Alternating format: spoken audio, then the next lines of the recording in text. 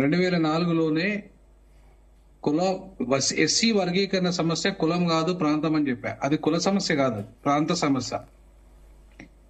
ఇది ప్రాంతీయ సమస్యను కుల సమస్యగా రెండు వర్గాల మధ్య కొట్లాట తీసుకొచ్చిన చరిత్ర ఇవాళ మాదిగ దండోర నాయకులది, మాల నాయకులది. వాళ్ళిద్దరికి అవగాహన లేదు దీని మీద సరిగా. ఇద్దరికి అసలు దీని మూలాలకు వాళ్ళకు తెలియని, వాళ్ళకి ఈ మూలాలే అర్థం కాలేదు.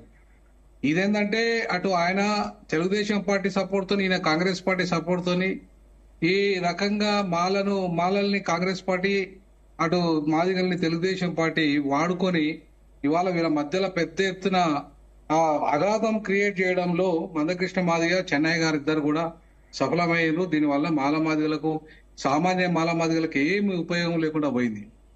సో దీనివల్ల ఇప్పటివరకు బ్యాక్లాగ్ ఉద్యోగాలు నింపబడలేదు, బడ్జెట్ రాలేదు, లక్షల కోట్ల రూపాయల బడ్జెట్ రాలేదు, పరిశ్రమల్లో వాటా రాలేదు, ఉద్యోగ రంగంలో వాటా రాలేదు, భూమిలో వాటా రాలేదు, సంపదలో వాటా రాలేదు, చివరికి అధికారంలో అసలే వాటా రాలేదు. సో కాబట్టి ఈ మాదిగలు గత 30 ఏళ్ళుగా కొట్లాడకుండా కారణంగా ఈ సమస్యను పరిష్కరించడం పోగా సుప్రీంకోర్టు కూడా ఈ సమస్యకు కొండంత వెలుకనబట్టింది. ఇప్పుడు సుప్రీంకోర్టు కూడా ఏదైనా సమస్య పరిష్కరించాలంటే ఆ సమస్యకు శాస్త్రీయమైన పద్ధతిలో సరైన పరిష్కారాన్ని అందించాలి సుప్రీంకోర్టు. కానీ సుప్రీంకోర్టు ఏం చెప్పింది? సుప్రీంకోర్టు 341తో సంబంధం లేదని చెప్తూనే ఒకవైపు క్రిమి లేయర్ అని మాట్లాడింది, మరొక వైపు ఏమో ఇవాళ శాంక్టీ డాటా కావాలని చెప్పేసింది.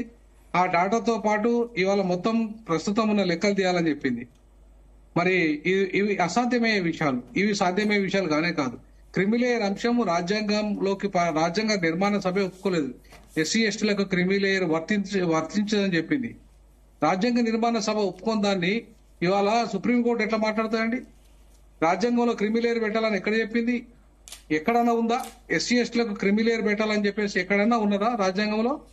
మరి లేనప్పుడు రాజ్యాంగంలో లేని అంశాలను సుప్రీంకోర్టు చెప్పే అధికారం సుప్రీంకోర్టుకి ఎక్కడిది? సుప్రీంకోర్టుకు ఆ అధికారమే లేదు. క్రిమిలేయర్ పెట్టాలని చెప్పే అధికారమే లేదు. ఎందుకు లేదు అంటే సుప్రీంకోర్టు చట్టాలను మాత్రమే ఇంటర్ప్రిట్ చేయాలి తప్ప తన సొంత చట్టాలు చేయడానికి సుప్రీంకోర్టుకి అధికారం లేదు. ఇవాళ ఒక లా ప్రొఫెసర్ గా నేను చెప్తున్నాను, ఒక ఫార్మర్ డీన్ ఫ్యాకల్టీ ఆఫ్ లాగా చెప్తున్నాను, Supreme Court is not having any power to enact a law. వాళ్ళకు చట్టం చేసే అధికారం లేదు. చట్టాన్ని ఇంటర్ప్రిట్ చేసే అధికారం మాత్రమే సుప్రీంకోర్టుకు ఉంది. ఇవాళ మాదిగల సమస్య ఇది 371D ద్వారా పరిష్కరించుకునే సమస్య 341తో ఏం సంబంధం అండి? నేను మొదటి నుండి చెప్తున్నా, 341తో సంబంధం లేదు. దీనికి పార్లమెంట్ తో చట్టంతో పని లేదు. పార్లమెంట్ లో చట్టం చేయాల్సిన అవసరం దీనికి లేదు. దీనికి మాదిగల సమస్య కాదు. ఇది ప్రాంతీయ సమస్య. ఇది ఆంధ్ర, తెలంగాణ, రాయలసీమలో ఉన్న మాదిగల సమస్య. ఇది ఆంధ్ర మాదిగలు గాని ఇద్దరు తెలంగాణ మాదిగల్ని దోపిడీ చేశారు. ఇప్పటికి ఈ రోజు వరకు కూడా తెలంగాణ వచ్చిన 11 సంవత్సరాల తర్వాత కూడా ఒక్క మాలను చూపెట్టండి ఐఏఎస్ ఆఫీసర్ను, ఒక మాలను ఐపీఎస్ ఆఫీసర్ను చూపెట్టండి. ఉన్నారా మా దగ్గర? మాదిగను చూపెట్టండి, ఒక మాదిగను ఐపీఎస్ ఐఏఎస్ ఆఫీసర్ను చూపెట్టండి.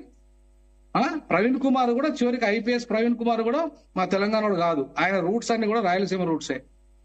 కాబట్టి ఇవాళ చాలా స్పష్టంగా ఈ సమస్య మాదిగల సమస్య కాదు. ఇది ప్రాంతీయ సమస్య. ఆంధ్ర మాదిగలు వచ్చి ఇలా మా అవకాశాలను దొబ్బేసి, మా ఎమ్మెల్యే సీట్లను దొబ్బిండ్రు, మా ఉద్యోగాలు దొబ్బిండ్రు, మా అవకాశాలన్నీ కొట్టేసింది ఆంధ్ర మాదిగళ్ళు, ఉపకులాలు.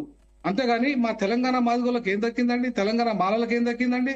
తెలంగాణ మాలలో వివేక వెంకటస్వామి ఫ్యామిలీ ఒక్కరు అభివృద్ధి చెందగానే మొత్తం మాల జాతి అభివృద్ధి చెందినట్ట లెక్క? మాలలంతా కూడా దోపిడీ చేసినట్ట? మాలలు ఎక్కడ పాలక సమాజంగా ఉన్నారండి ఈ దోపిడీ చేయడానికి? మాలలు ఎక్కడ మనువాదులు అని చెప్పేస్తున్న మందకృష్ణ మాదిగా ఏమండి? రైట్ వినోద్ కుమార్ గారు, నేను మళ్ళీ మీతో మాట్లాడుతున్నాను, కొంచెం డిస్టర్బెన్స్ ఉంది.